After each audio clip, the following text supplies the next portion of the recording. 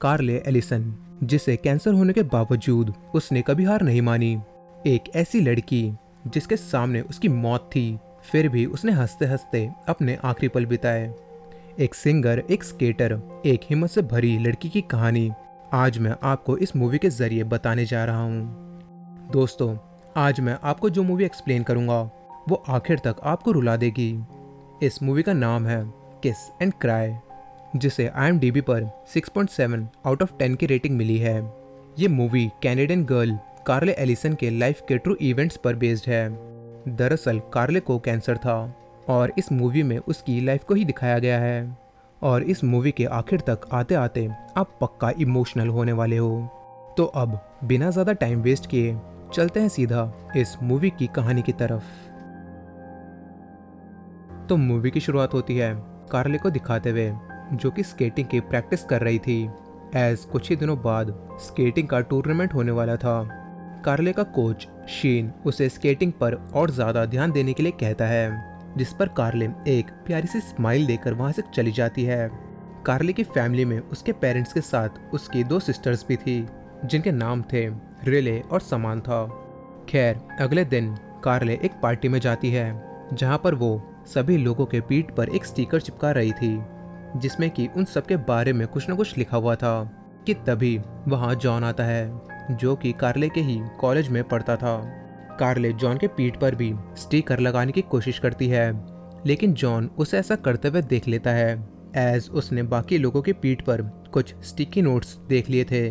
अब कार्ले जॉन से कहती है कि अगर उसने 3 अटेम्प्ट्स में बता दिया कि उस नोट पर कार्ले ने जॉन के लिए क्या लिखा है, तो वो उसके साथ डेट पर चलेगी। अब जॉन गेस तो करता है, लेकिन उसके 2 अटेम्प्ट्स गलत हो चुके थे। अब अपने आखिरी अटेम्प्ट में जॉन बताता है कि उस स्टिकी नोट पर हॉटी लिखा हुआ है, जिस पर कार्ले जॉन से कहती है कि उसने 3 बार गलत जवाब दिया है और वो उस स्टिकी नोट को फेंक देती है। जिसके बाद कार्ले वहाँ एक सॉन्ग परफॉर्म करती है, एज वो एक स्केटर के अलावा एक अच्छी सिंगर भी थी। खैर, पार्टी के बाद कार्ले अपने घर आ जाती है, जहाँ जॉन भी उसे फॉलो करते हुए वहाँ आ जाता है।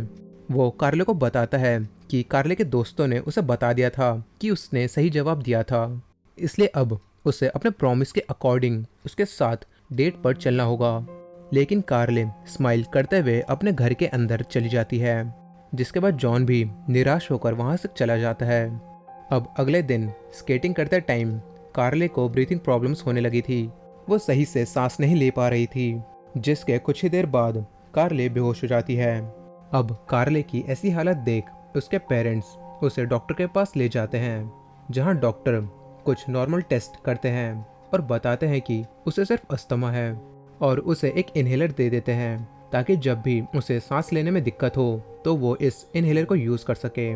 खैर, अगले दिन अपने प्रॉमिस के अकॉर्डिंग कार्ले जॉन के साथ डेट पर जाती है, जहां वो जॉन के साथ काफ़ी इंजॉय करती है।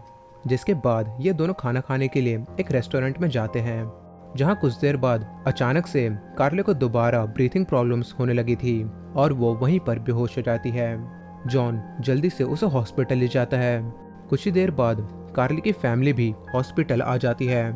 अब सारे चेकअप्स के बाद डॉक्टर उन्हें बताता है कि कार्ले को कैंसर है। ये सुनकर सभी काफ़ी डर जाते हैं और कार्ले के पास आकर उसे गले लगाकर रोने लगते हैं। आज पहली बार कार्ले के चेहरे पर हंसी नहीं थी, उसके आंखों में आंसू थे। खैर, उसकी ब्रीथिंग प्रॉब्लम को सही करने के लिए डॉक्टर एक छोटा सा ऑपरेशन करके उसके गले में एक ट्यूब फिट कर देते हैं, जिससे वो आसानी से सांस ले सके। लेकिन इस ऑपरेशन के बाद कार्ले कुछ टाइम तक बोल नहीं सकती थी, इसलिए उसे एक डिजिटल पैड दिया जाता है ताकि वो अपनी बात लिखकर दूसरों को बता सके। अब जॉन उसे खुश करने के लिए एक बड़ा सा टेडी बियर लेकर उसके पास आता है और उसे हंसाने की कोशिश करता है, लेकिन कार्ले उससे कहती है कि वो मरने वाली है। मगर जॉन बात चेंज कर उससे कुछ और बातें करके हंसाने की कोशिश करता है।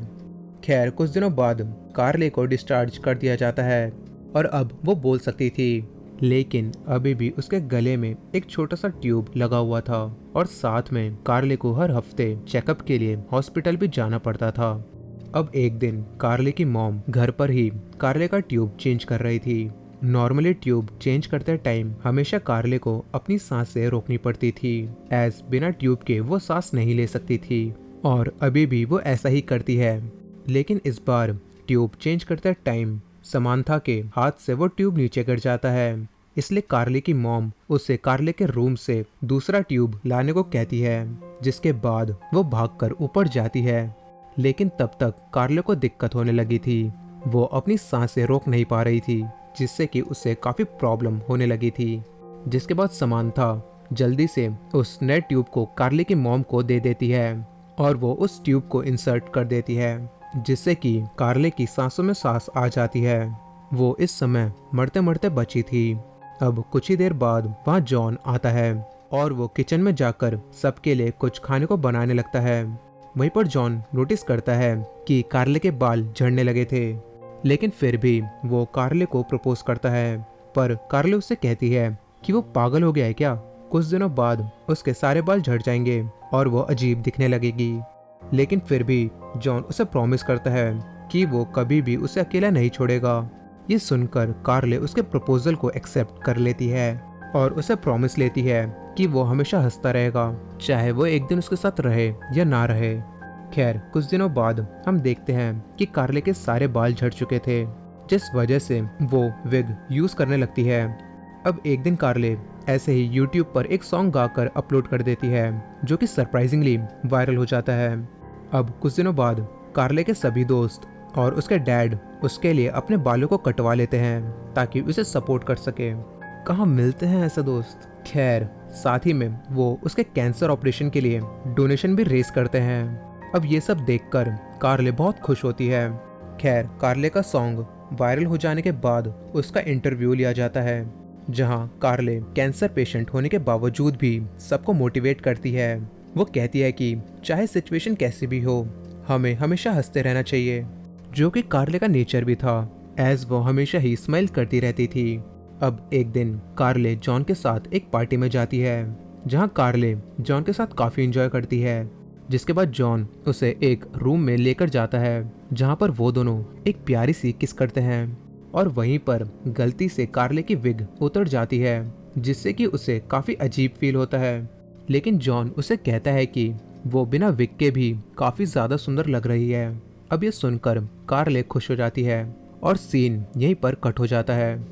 अब कुछ दिनों बाद चेकअप के बाद डॉक्टर बताते हैं कि कार्ले अब टेक्निकली कैंसर फ्री हो चुकी है और ये सुनकर सभी बहुत खुश हो जाते हैं। कार्ले ने कभी सोचा भी नहीं था कि वो फिर से अपनी लाइफ को नॉर्मली जी पाएगी। खैर कुछ दिनों बाद वो फिर से स्केटिंग की प्रैक्टिस करने लगती है।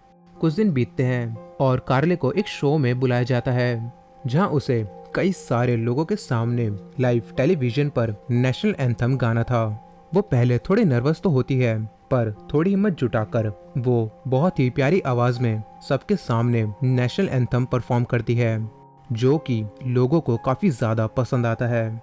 अब अगले दिन जॉन अपने पेरेंट्स के साथ कार्ले के घर पर आता है अपनी शादी की बात करने, जिसे देखकर कार्ले बहुत खुश होती है। जिसके बाद ये सब बातें करते हैं।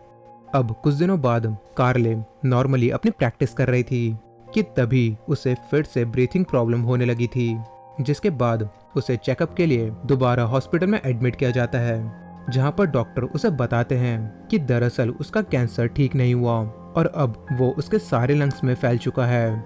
ये सुनकर कार्ले की आंखों में आंसू आने लगे थे। उसकी पूरी फैमिली भी ये सब सुनकर उदास हो गई थी। उन्हें पता भी नहीं था कि कब कार्ले उन सबको छोड़कर हमेशा के लिए उनसे दूर चली जाएगी। अब यहाँ पर कार्ले अपनी सारी शैतानियों को याद करती है कि कैसे वो अपने पेरेंट्स और फ्रेंड्स को परेशान किया करती थी। खैर एक दिन जॉन कार्ले को लेकर बाहर घूमने जाता है, जहाँ कार्ले जॉन को स्केटिंग सिखाती है। वहीं जॉन कार्ले की आंखों में देखकर उदास हो जाता है, क्योंकि उसे पता था कि कार्ले उसे छोड़कर चली जाएगी।